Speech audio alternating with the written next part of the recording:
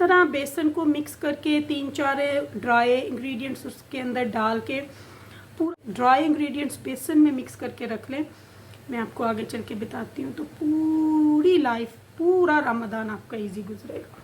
आप मेरी हिम्मत हो, आप मेरा एहसास हो अल्लाह के बाद, आप मेरी हिम्मत हो अल्लाह के बाद, तो चलें इस कारवां को लेके चलते हैं और ज़्यादा से ज़्यादा इसको वॉच करते हैं। चैनल को सब्सक्राइब और लाइक ज़रूर कर लीजिएगा और वीडियो को फुल वॉच कीजिएगा। आज इरम आपी के एक हाथ के साथ कुकिंग देखते हैं। कैसी है मेरी प्यारी पैसे YouTube family, welcome back to Iram आपी चैनल। और सुनाएं कैसे हैं सब? अल्हम्दुलिल्लाह आपकी दुआ से मैं ठीक ठाक खुशबाश आप लोगों के सामने हूँ। तो बस जी अभी मैं यहाँ पे थोड़ी देर किचन में क्या बस आ गई हूँ। हम औरतें जो है ना ये बड़ी ढीठ है, हम लोग थोड़ा सा बेटर फील करते हैं ना, फिर हम कहते हैं बस हम जुड़ जाएं काम को। तो आप लोगों को अपडेट देनी थी, बहुत सारे मैसेजेस, बहुत सारी दुआएं, फैमिली में मेंबर शामिल हुए हैं, उन सब का वेलकम। बस इसी तरह अपना प्यार दिखाते रहें और मोहब्बत दिखाते रहें। आप सबकी दुआओं का बहुत शुक्रिया, बहुत पेल हुई हूँ मैं। ये आप लोगों का क्वेश्चन है कि इरम आपी डार्क सर्कल आपके कभी नहीं हुए थे, इरम आपी आपका रंग बहुत पीला हुआ है। तो वो फिर दवाइयों की वजह से कोई छोटी सर्जरी नहीं थी। ये देखें अभी भी मैं बाजू नहीं पहन सकती, बाजू मैंने साइड पे रखी हुई है क्योंकि अंदर नहीं जाती, फिर उतारी नहीं जाती। तो सर्जरी आप लोगों को पता है 3 महीने इसी तरह रहनी है। ये अभी 18 को ये प्लास्टर उतारेंगे तो वो परमानेंट प्लास्टर लगा देंगे। तो बाकी सर्जरी शुक्र अल्हम्दुलिल्लाह, मुझे जो इन्होंने साइड इफ़ेक्ट दिखाए थे आज 12 दिन हो गए हैं, वो नहीं है कुछ भी फील हो रहा। जैसे उन्होंने बोला था पिन्स एंड नीडल्स हुए, टेम्परेचर हुआ, पेन कंटिन्यू रही आफ्टर 6 डेज। तो फिर आपने फ़ौरन 99 को फ़ोन करना है। ये 4 उंगलियां देखें स्वेलिंग है लेकिन ये नॉर्मल है। तो जो नॉर्मल पेन है वो उन्होंने बोला था कि वो 5 से 6 दिन रहेगी, जो आप लोगों को पता ही है। शुक्र अल्हम्दुलिल्लाह पेन अब कम है। पेन किलर अब मैं सुबह मॉर्निंग पे और रात को बेड से पहले लेती हूँ। तो जो दिन में 3-4 डोजेस थी वो ख़त्म हो गई हैं, वो अब मैं नहीं लेती, मैं वो अवॉइड करती हूँ क्योंकि मुझे इतनी पेन नहीं होती, तो फिर मैं वो नहीं लेती। तो इसलिए अपने आप को, बच्चे कहते हैं कि मम अपने आप को आप ना बिज़ी रखो, रोने की बजाय, बैठने की बजाय। मैंने सोचा इस तरह मेरा वेट भी बढ़ेगा।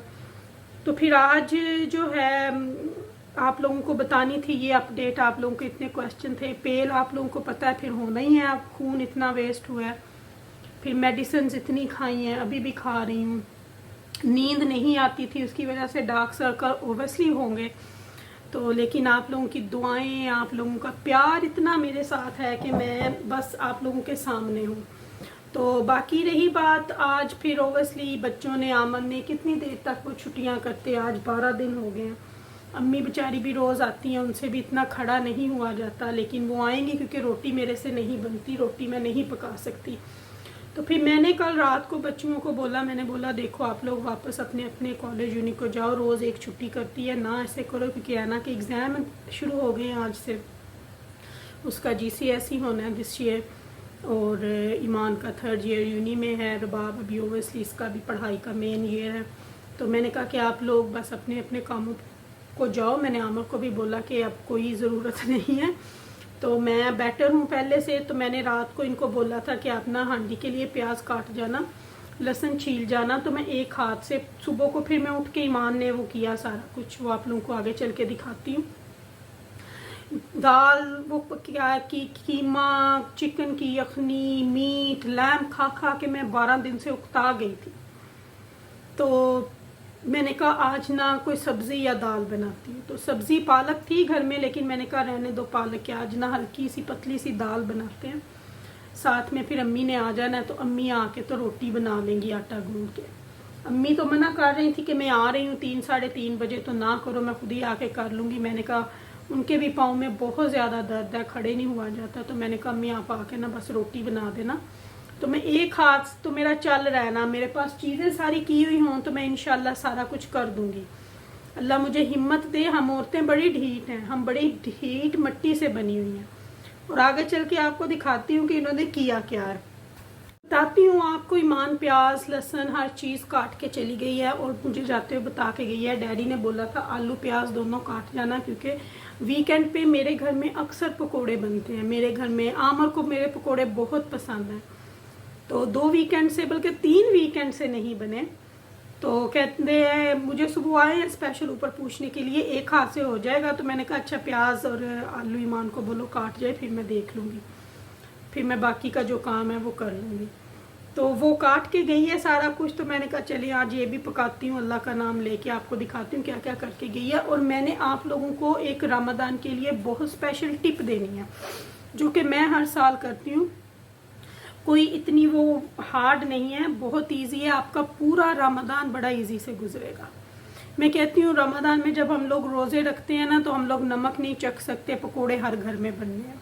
तो उसकी टिप आप लोगों को मैं देती हूँ कि किस तरह बनाने हैं। इस तरह बेसन को मिक्स करके 3-4 ड्राई इंग्रेडिएंट्स उसके अंदर डाल के पूरा रमज़ान आपकी जो है वो लाइफ इजी रहती है पकोड़े बनाने के लिए। तो ये ड्राई इंग्रेडिएंट्स बेसन में मिक्स करके रख लें, मैं आपको आगे चल के बताती हूँ। तो पूरी लाइफ पूरा रमज़ान आपका इजी गुजरेगा। तो बाकी चले आगे चल के देखती हूँ। बस इसी तरह अपना प्यार अपनी दुआएं मेरे साथ रखें। आप लोगों की प्यार का दुआओं का बहुत बहुत शुक्रिया। ये जो डार्क सर्कल आए हैं, ये जो पीली मैं हो चुकी हूँ, फेल हो चुकी हूँ, ये भी इंशाल्लाह चला जाएगा खुराक प्रॉपर खाऊंगी तो इंशाल्लाह कोई बात नहीं। दुख आए सुख का हो, जाने वाला हो, कोई बात नहीं। ये परेशानी भी आई है, ये भी चली जाएगी, इसमें भी अल्लाह की कोई मसलहत होगी। अल्लाह के हर काम में अल्लाह की कोई ना कोई मसलहत होती है। तो अल्लाह ने किसी बड़े बीमारी से या बड़े काम से अल्लाह ने मुझे बचाया होगा। तो शुक्र अल्हम्दुलिल्लाह, हर हाल में अल्लाह का शुक्र अदा करना चाहिए। मैं तो हर हाल में उसका शुक्र अदा करती हूँ। तो ये है, ये बच्चों का और मेरे ख्याल से आमर का गुड डिसीजन है। यहाँ पता नहीं गुड है या बैड है, या मुझे बस काम पे लगाने का कोई उनका ट्रिक है, जो कि उन्होंने बोला कि जो बैठ के सोचती रहती है और रोती रहती है, उससे बेटर एक काम से काम शुरू कर लो एक हाथ से। तो मैं भी ना वीडियोस निकाल के कसम से देखती थी, जिन लोगों के अल्लाह माफ़ी दे, अल्लाह माफ़ी दे। और शुक्र अल्हम्दुलिल्लाह अल्लाह का कि अल्लाह ने 2 चीज़ें दी हैं, कि जिनका एक हाथ है वो कैसे पेड़ा बनाते हैं, जिनका एक हाथ है वो कैसे वज़ू करते हैं, जिनका एक हाथ है वो कैसे कुकिंग करते हैं। तो मैं ये वीडियो निकाल कर देखती थी। लेकिन शुक्र अल्हम्दुलिल्लाह, अल्लाह का शुक्र अदा करना चाहिए। वो क्या है ना, फ़ाबे ये इला रब्बी कुमा तो कैसे पानी, तुम अपने रब की कौन कौन सी नेमत को शुक्र अदा करोगे या किस किस नेमत को झुटलाओ। तो बस अल्लाह की हर नेमत का शुक्र अदा करना चाहिए, अल्लाह की हर नेमत का शुक्र अदा करना चाहिए।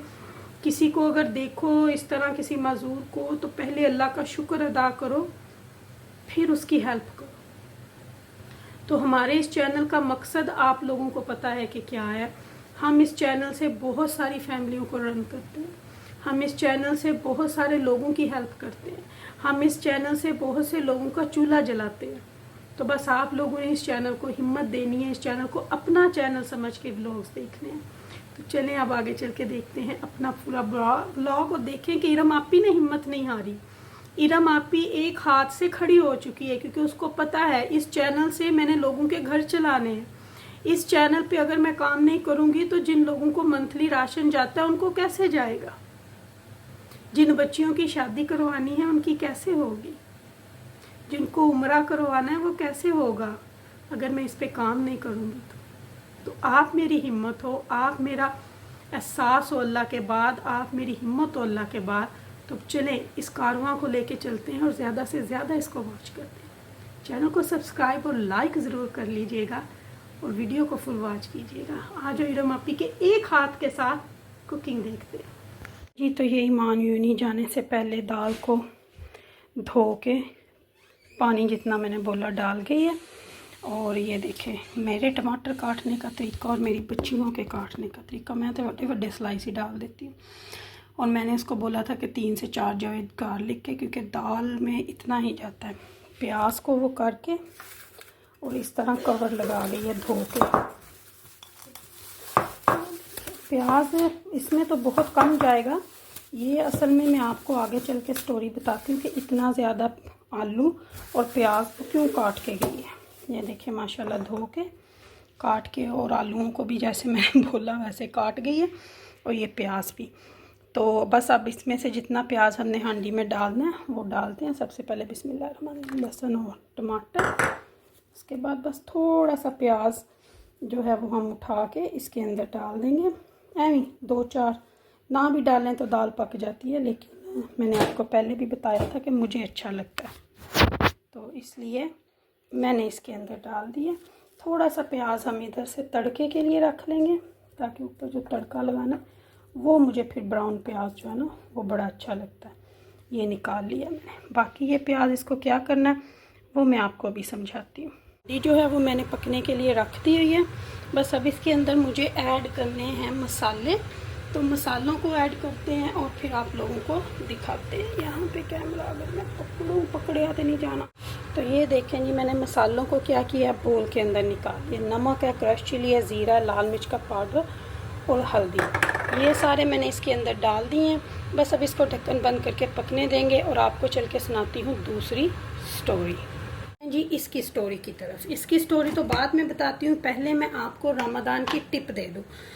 तो रमज़ान की टिप ये है, मैं हर रमज़ान के शुरू होने से पहले क्या करती हूँ, मैं अपनी लाइफ को इजी करती हूँ, क्योंकि रोज़े में आपसे नमक बिल्कुल भी चखा नहीं जाता।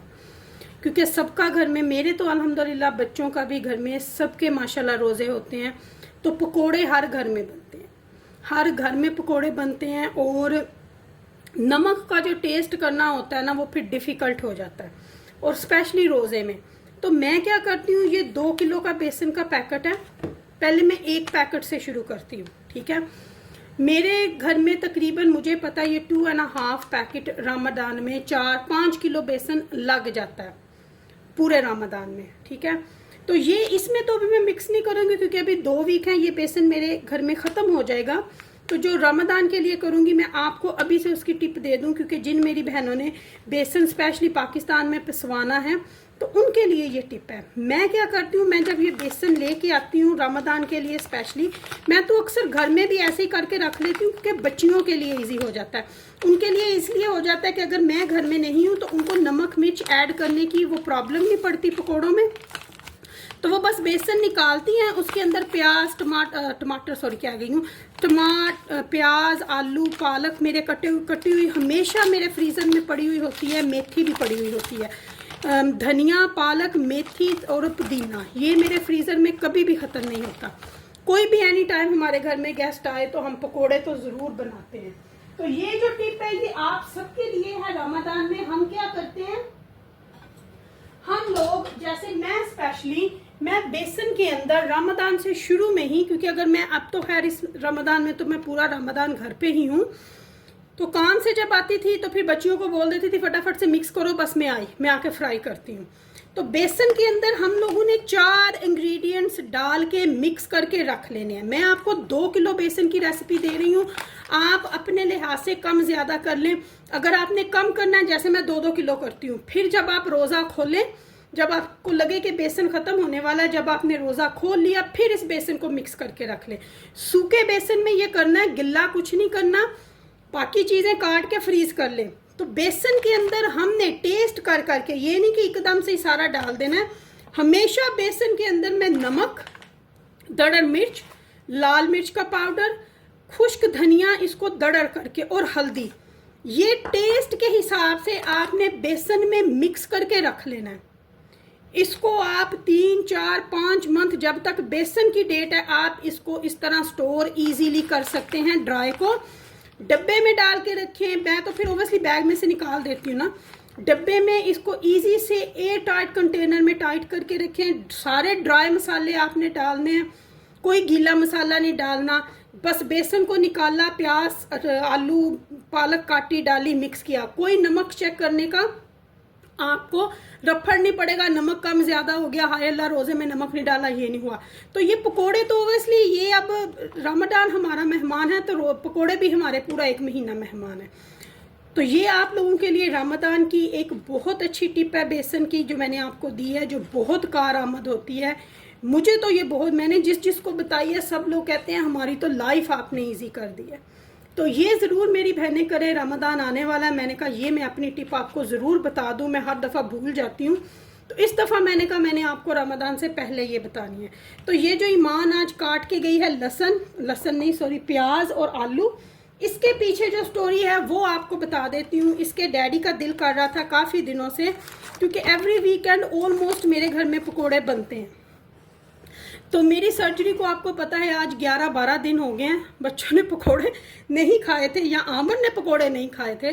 तो ईमान को बोलते हैं ईमान मुझे लगता है अब आपकी अम्मी एक हाथ से काम कर सकती, लेकिन मैं कटिंग नहीं कर सकती, मैं रोटी नहीं पका सकती, हाँ मैं एक हाथ से चम्मच हिला सकती हूँ, ठीक है। तो वो काट के रख गई है, तो मैंने इसमें पालक और मेथी ऐड कर ली है। ये मेरी एक बहुत प्यारी बहन है जिसने पकोड़ों की रेसिपी वापस से मांगी थी, ये उसके लिए। प्याज, क्योंकि मैं प्याज और आलू ज़्यादा डालती हूँ और पालक, बेसन में कम डालती हूँ। तो ये देखें बस ये इस तरह, और क्रंची पकोड़े किस तरह बनते हैं वो आज आपको रेसिपी मिलेगी। तो ये आलू जो ईमान धो के काट के रख के गई है, मैं हमेशा आलू और प्याज एक साथ एक हिसाब से काटती हूँ, इस तरह लंबाई में ब्रीक ब्रीक आलू, और सेम शेप में ही हम लोग काटते हैं, लंबाई में ही प्याज। ठीक हो गया। अब ये सारा आलू जो है वो हम लोगों ने इसके अंदर डाल देने हैं। ये भी आप लोगों ने क्या करना है, जब आपने रोज़ा खुलने में घंटा रह जाए उस वक़्त आपने इसको इस तरह मिक्स करके रख लेना है बगैर पानी डाले, ठीक है। क्योंकि आलू अभी धोए हैं, आलू अपना पानी छोड़ेगा, और उसके बाद पालक फ्रोज़न है वो पानी छोड़ेगी, प्याज पानी छोड़ेगा। तो ये इस तरह मैं आपको बताती हूँ किस तरह मिक्स करना है।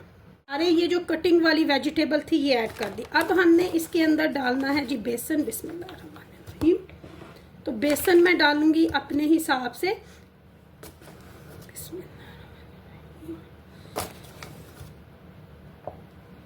ये देखिए अभी आपको मैं दिखाऊंगी कि हम लोगों ने क्या करना है, ठीक है। अभी ऐड मिक्स करके देखेंगे, अगर बेसन हमें लगा कि इनफ है तो इनफ है। अब यहाँ पे हमने इसको इसी तरह मिक्स करना है, बिल्कुल इसी तरह, एक हाथ से काम करना भी ना। मैंने आपको जैसे स्टार्ट में बताया, मैंने रिसर्च की कि जो एक हाथ से लोग काम करते हैं तो अल्लाह माफ़ी दे, जिनका एक हाथ है वो किस तरह करते हैं, ऑब्वियसली वो भी तो अपनी लाइफ गुजार रहे हैं ना। तो मैंने बड़ी सर्च की, आपको पता है ना दिमाग पागलों की तरह चलता है जब विला दिमाग हो।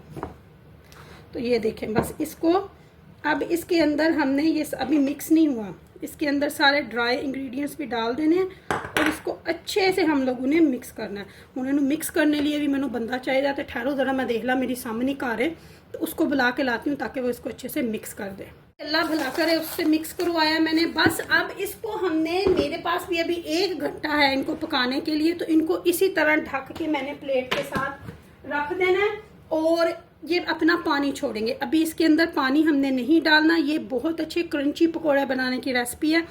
इस तरह जब प्याज अपना पानी छोड़ेगा, आलू अपने पानी छोड़ेंगे, पालक फ्रोज़न है वो पानी छोड़ेगी, पहले हमने उसके अंदर मिक्स करना है, फिर अगर हमें ज़रूरत पड़ी तो पानी ऐड करेंगे। बेसन जो मैंने डाले थे 6-7 चम्मच वो इनफ थे, उस और बेसन डालने की ज़रूरत नहीं पड़ी। बस अब इसको हम साइड पे रखते हैं और उतनी देर में देखते हैं, बहनते हैं थोड़ा जहा कोई लूकोजेड या कुछ पीने हैं, इसको पड़ा रहने देते हैं। माशाल्लाह दाल जो है वो पक चुकी है, बस दाल को तड़का लगाना है, तो इसको वो अभी हम शाम को लगाएंगे। इसको साइड पे करते हैं और अभी मैं आपको पकौड़ों का दिखाती हूँ कि पकौड़ों का क्या हाल चाल है, वो भी दिखाना है। ये देखें जी कितना पानी छोड़ चुका है और आप देखें कि ये बिल्कुल ना मिक्स हो चुका है। मैं ना ज़रा कैमरे को किसी को बोलूँ कि मुझे ट्राईपॉड पे लगा दें, क्योंकि रबाब घर आ चुकी है। तो फिर ना इसको मिक्स करते हैं, देखते हैं इसमें कितना पानी चाहिए। हमने रखवा ली है, ऑयल इसके अंदर डाल दिया है। तो ये देखिए यहाँ पे मैं इसको रखती हूँ, यहाँ मैं इसको थोड़ा सा ऐसे करती हूँ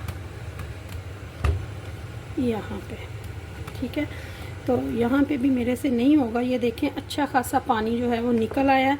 ये देखें ये 2 हाथ का काम है। ये मेरे बाप को बुलाऊंगी तो वो इसको अच्छे से मिक्स करेगी।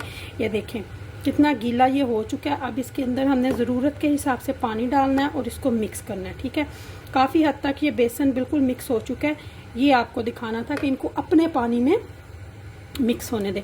अब थोड़ा सा रबाब इसको मुझे मिक्स करके देती है। देखें बस थोड़ा सा पानी हमने डाला है और इसको अच्छे से मिक्स कर दिया। तो ये इस तरह से बस इसका पतला पतला सा बैटर होना चाहिए, बेसन बहुत कम होना चाहिए, नहीं तो पकोड़े ना वो फिर कड़ी वाले पकोड़े बन जाते हैं थिक थिक से। हमने बनाने हैं क्रंची पकोड़े। तो ये बस अब मिक्स हो गया। ऑयल गर्म होता है तो इसके अंदर डालना शुरू करते हैं इनको। जी ऑयल गर्म हो चुका है, मैंने चेक कर लिया क्योंकि मेरे से ना अभी चीज़ें डालनी बहुत हार्ड है। लेकिन मैं भी वही जिस तरह मैंने आपको पहले बताया कि टीठ है ना और खांसी, तो बस लग गई हूँ। अभी 12 दिन हुए हैं, तो उन्होंने बोला कि 3 महीने कोई काम नहीं करना, तो मैं भी बस ना फिर आदत तो मजबूर, तो चीज़ डालती हूँ पैन में तो आधी कुकर के ऊपर गिरती है। फिर बच्चियों बेचारियों को ना सफाई करने का ज़्यादा हो जाता है, तो वो कहती हैं कोई बात नहीं ना, इससे अच्छा ना आप बैठ के अपने आप को वो फील करें, रोएं, तो उससे बेटर है कि आप ना हम आपकी हेल्प करते हैं और आप कुछ ना कुछ करो। एक लिहाज से अच्छा भी है कि मैं बैठ के ये नहीं समझ रही मैं बीमार हूँ नहीं। एक होता है ना बुखार होना, क्योंकि ये सर्जरी हुई है, ओबियसली फर्स्ट 5-6 दिन जो थे वो बहुत पेनफुल थे, वो मैं बैठ गई।